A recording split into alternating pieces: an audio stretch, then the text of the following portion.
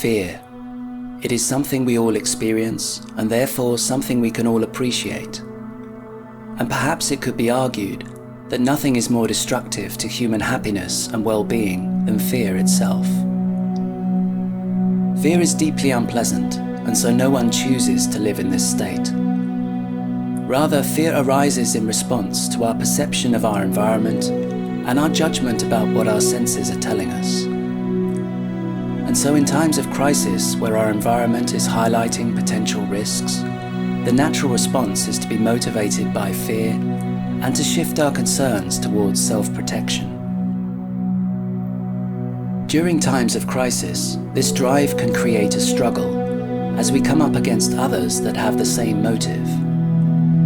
In this way, we experience the pain and hardship that follows when we fight with people in our community.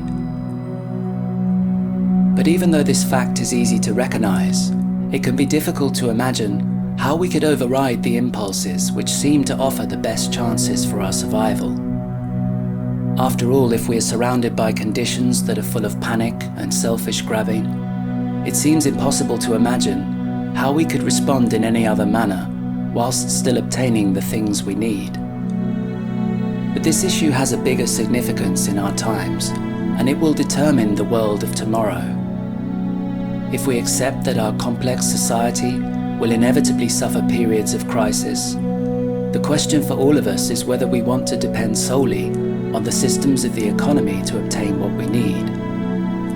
In times of crisis, we will then experience, as a consequence, the stresses that come from excessive demand and limited supply, which include hoarding, violence, and profiteering. It's important to remember that the sophisticated distribution system of the global economy is a very recent development. Before this system shaped our way of life, money was important, but there was another currency that was equally valued, and that currency was human relationships.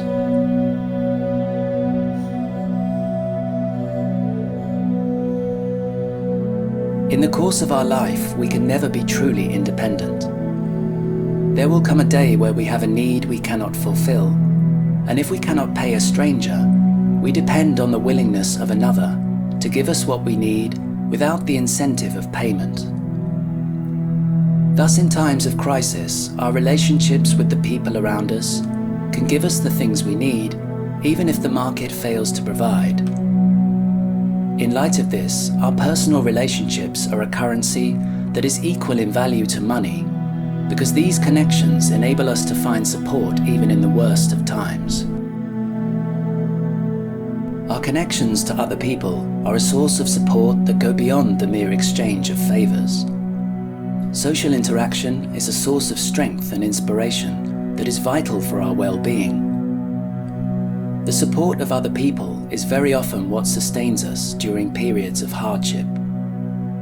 But this free and open interaction is threatened by the fear that accompanies a crisis in society. In this way, if we allow ourselves to give in to our protective impulses, we can cut ourselves off from the social connection that could be our greatest asset. And so, against an unsettling backdrop of uncertainty, there is an opportunity for each of us to consider how we live and how we interact with the people around us. Going through this process may not only prevent undesirable outcomes, but it could also lead to the development of new arrangements that allow people to live in such a way that eliminates unnecessary fear.